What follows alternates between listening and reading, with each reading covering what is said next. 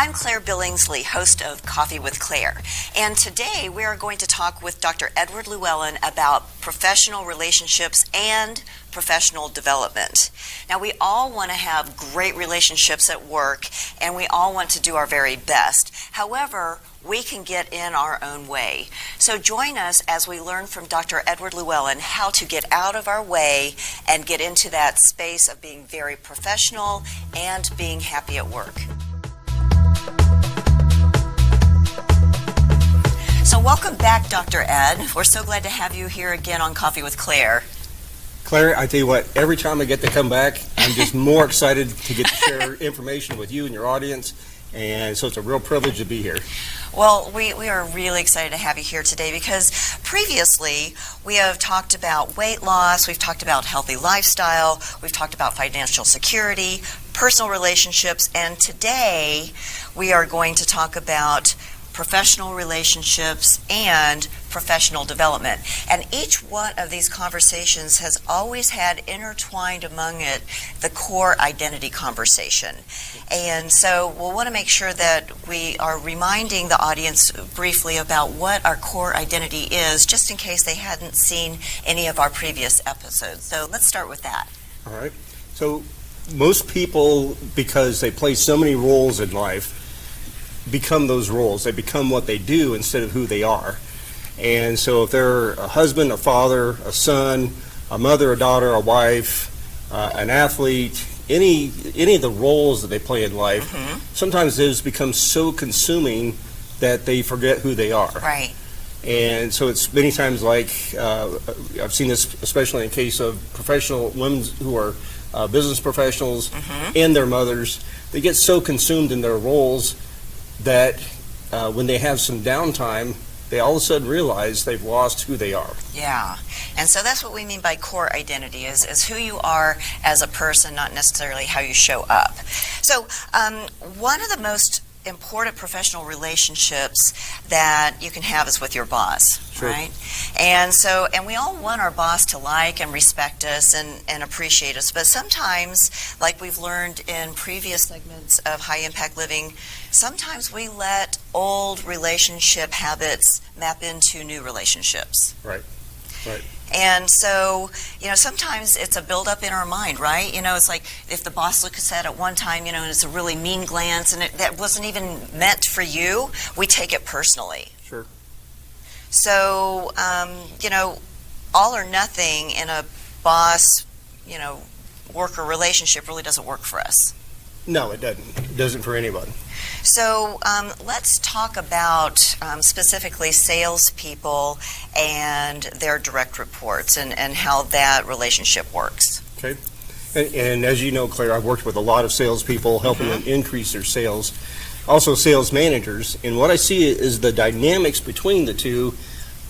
It's almost constant, where I see this dynamic of we have the boss, and then we have the employee, the salesperson, and there's always that dynamic of somewhat of a fear-based relationship, because there's that person has some power over whether they have a job or not, right, their performance, how many resources are made available to them, so many things that the boss has that power and control over them.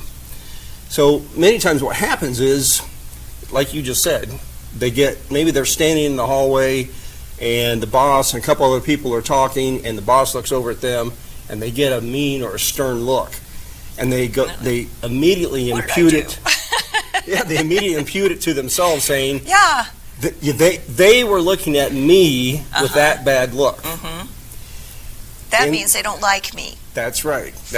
And because that becomes a belief, now the mind looks for ways to support that belief. So now when they read an email, they find that the words that otherwise could have been taken one way are now taken negatively, because they already have this belief that the boss doesn't like them. They get a text, they get a phone call. All those things start to aggregate, and as they aggregate, it just becomes more and more of a truism that they and their boss are at odds. Yeah, because they're like justifying inside of their brain that, yeah, this shows that he doesn't like me, and the way he worded that email shows that, he's mad at me, or he scrutinizes me more than he does the other workers in the office or the department or whatever. So, and I know that you work with people all the time on a specific technique that helps them kind of get over that. So would you mind explaining just a brief way of... Sure. So, and this relates kind of to what some of the things that you do. You do the laughter yoga, right? Mm-hmm, yeah. So in the brain, there's 12 cranial nerves, and 8 of those are related to fight or flight. Okay. So survival mode. Mm-hmm. 4 of them are related to what's called at ease. So, being relaxed. And one of the main ones is what's called the vagus nerve. And the vagus nerve, and then the other 3 nerves are related to the eyes, the ears, and the mouth. Okay. So what's fascinating is that when you change the way whether you're smiling or not smiling, can actually affect the vagus nerve. Okay. And change the way you feel all the way into your stomach. Wow.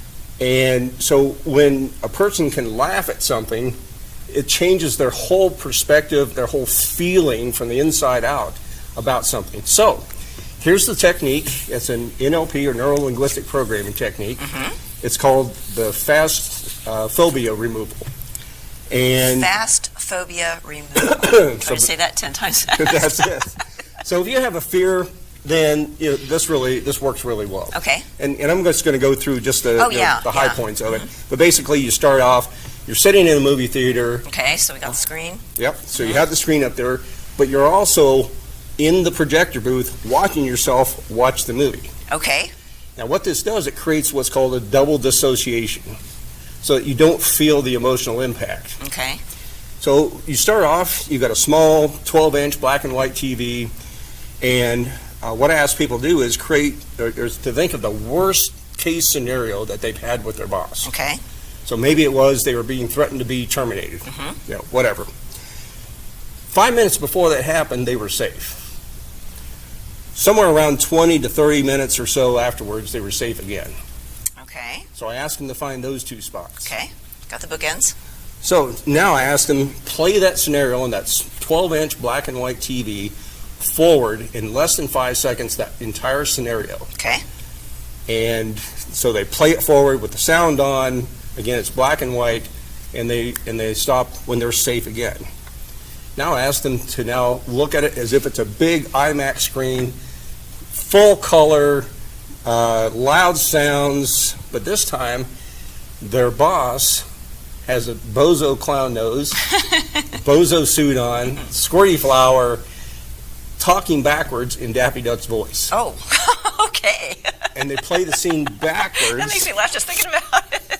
They play backwards in less than 5 seconds with circus music playing. So boom, that's it. And they stop when they're safe again. And basically what I do is I take them through that scenario with different variations about 5 or 6 times. Okay. And then the last time when they're running it backwards, I ask them to do one of 2 things with it.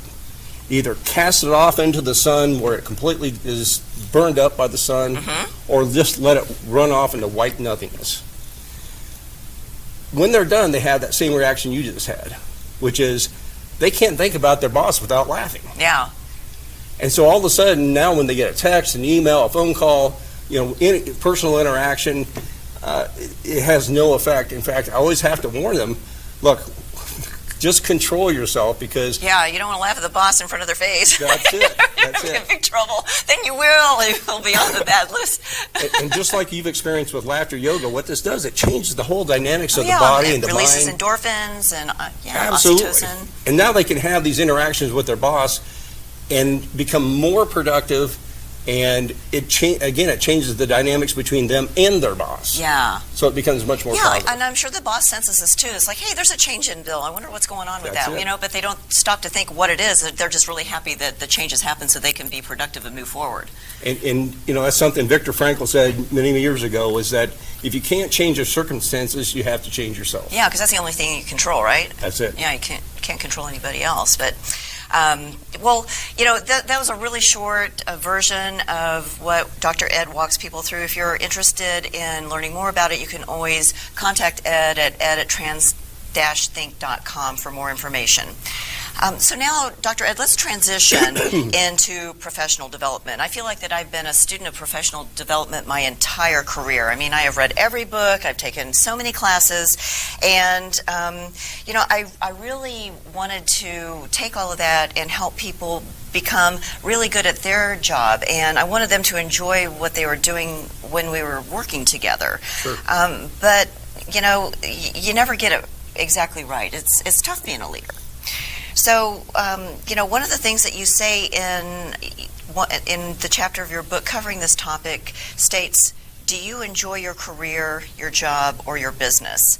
And you have some pretty interesting statistics that I'd like for you to share with the audience. It's amazing. In fact, it's staggering that 70% of people are unhappy in their job. Yeah, that's amazing. 70%. So, it leaves you without wondering about, why is employee engagement, why is culture, why are those things such hot topics? And it's because people are just unhappy in their jobs. The other statistic is that 72% of people are not in the job they went to college for. I'm not. So I went to school to teach elementary school. So people, they probably mom and dad said, hey, we want you to be an attorney, we want you to be, a teacher, we want you to be this, that. And so they went on that path. Mm-hmm. And it's staggering to me, too, to think about, I attended a job fair for junior high students, and they expected these kids to already have figured out their career path when they were in junior high. Wow. Well, I'm glad I didn't follow that career path. So people are really unhappy, and as we talked about before with the core identity, right. So much of the time, if this is their core identity, this is their job, it's at least like this, if not like this. So they can't be happy. Yeah, and you tell a story about a client of yours named Bill that kind of illustrates this whole kind of scenario. So in maybe a couple of minutes, can you just kind of describe it to our audience? So Bill came to me because he was in career transition. He came to me showing me the last 4 jobs he had. Each job was only for about 2 years long. He was a CIO, CTO in companies. Mm-hmm. And he then brought to me the 5 top jobs that his recruiting company had said that they wanted him to apply for. Okay. And the first one he showed me, he immediately dismissed it, said, I don't want to do this one because I'm an introvert. And so I asked him, how do you know? He says, well, they gave me an assessment. They told me I'm an introvert. Okay, so how else do you know? And so he went through this whole scenario about how he's always kind of the wallflower when he and his wife are out and all that kind of thing. Oh, you know how us women are. So then he went on to describe the other jobs, and they were all like the previous jobs he'd only spent 2 years at. His goal was to find a job he could finish his career out. Sure. So we talked more about this other job and him supposedly being an introvert. And so as I talked with him, come to find out, what had happened in his life was that around 8 years old or so, his dad put him in different sports. Mm-hmm. And I think the intention was good, but at the end of every game, every time they were practicing, Mm-hmm. he would stand him in front of the team and berate him. Aw, poor Tell him kid. how much better he could have done, Yeah. how he wasn't working hard enough. Your best isn't good enough. And so why would a person want to be in front of people if that's the experience they always had? Sure. So in my work with him, I was able to help him to release those emotions or release that attachment that he had to his dad saying those things to him, and he actually became an extrovert. And he ended up taking this job. It's actually with a global company as their CTO. So he really was able to identify what specific incident had made him feel that way and then get through it. Yeah, and so that's what happens with so many people. We become what our experiences have caused us to be rather than who we really are. Yeah. Again, that circles right back around to core identity. And that is such a freeing and such an empowering thing for people to have, because it literally can change their life to empower them to, like in Bill's case, to reach out to, here with a global company being a CTO versus, staying with some, there's nothing against local companies, but a smaller local company, which in 2 years he's going to be gone again anyway. Right. So, Dr. Ed, you make a profound statement in your book, and you follow it with some questions that I'd like to share with our audience. And the statement is, if you're not happy and you don't find satisfaction in your career, you may have a similar problem like Bill to deal with. And so ask yourself these 4 questions. Do I have a hard time getting excited and passionate about my career? Do I believe strongly in TGIF, thank God it's Friday? Is my compensation package the only thing that keeps me at my job? And suppose you could have the perfect job for you, the one that exists in your dreams. Is your current job like that? And I think that if we would all really consider that, we could figure out where we're really supposed to be. Because really, the reason that 70% of people, they're in a job that they don't like is that they weren't aligned with their core identity. Right. Yeah. So, Dr. Ed, thank you so much for all of your wisdom. We are so excited to have you here with Coffee with Claire and talking about high-impact living. Thank you, Claire. I appreciate it. So today, Dr. Ed is going to talk to us specifically about goal setting and how important it is to, when we're doing our goals, to be able to get a lot more than just them written down. So, Dr. Ed, tell us a little bit about writing goals and really embodying our goals. Okay. There's so much information about there. There's what's called SMART goals and all these things. Mm-hmm. And, there's some truth to all those things. And whether you're setting goals at the beginning of a year to accomplish by the end of the year or beginning of the day to accomplish by the end of the day, the things that are really important is to actually change your mind, transition your mind, and transform it so that it's very accepting of those goals and already feels like it's achieved those goals. Okay. So, and I think that's what's missing from so many of the goal-setting programs that I've seen is, for instance, if you're my boss, you come in, you tell me, Ed, give me your top 10 goals for the year. And I sit there and I go, whatever, and I write them down, or I put them, in the Word document, and I send them off to you. They're almost meaningless. And I just want to add that I think that even more meaningless is when your boss gives you your goals. Sure. Because they're not even yours. They're somebody else's that they're just saying, hey, this is what you need to do. Right. And one of the key elements that those are missing is that internal motivation. Yeah. What's driving you personally to want to achieve those goals? Sure. So one of the first things I think is important is some of the studies I've seen done as far as should you use a computer and a Word document, or should you write them down on a piece of paper? Mm-hmm. At least what I've studied, actually the kinesthetic part, the physical writing them down is more powerful to the mind than sitting there at a Word document and putting them in with a computer. Yeah. So that's one thing that I encourage sense. people to do is write them down yourself. Use your hand, pen, paper, and write those down. As you write those down, what meaning do those goals really have for you? Okay. That will help internalize it.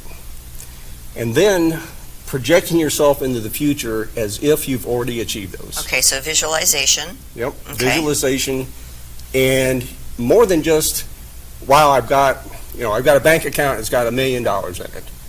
More than that, it's more, what is life going to be like when you have that $1 million? Mm-hmm. So, do you have that Maserati that you're driving around that says, I work for this? Do you We'll work for Maserati. It's the ability to afford the things in life that you really want to have. Money is never the end object. It's Right. what the money can do for you. And it's different for every person. And you've got a technique that you also work with your clients on called anchoring. Yes. And so how do we anchor that idea? So what I encourage my clients to do is, again, fully live the moment. You're there. You have whatever it is, $1 million, $10 million, $50 million, and you're there living that life. And at the height of living that, when you feel those emotions, you feel your heart stirred, you feel the adrenaline rushing. Got it. Absolutely. It's yours. You own it. At that point, you can do what's called anchoring, which is very simply do something that you don't normally do. So if you normally do like this, the fidget, you probably don't want to do that because that's somewhat meaningless now. Okay. But you would take, and let's say you don't normally stand there and tap on your finger 3 times. Okay. So at the height of that feeling, tap 3 times and anchor it. Okay. So that every time you tap 3 times on that finger, boom, it just automatic, those feelings come back.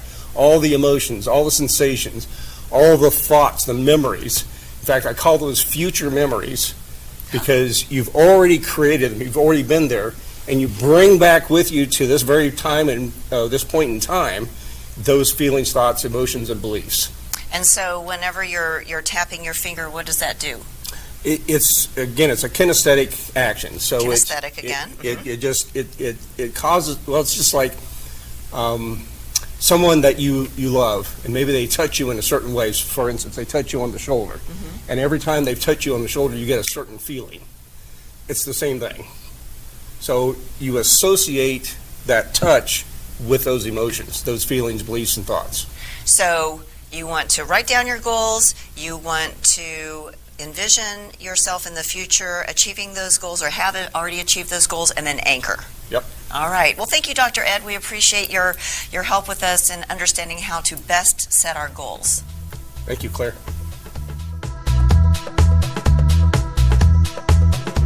I have to tell you, it's such an honor and privilege to know Claire Billingsley.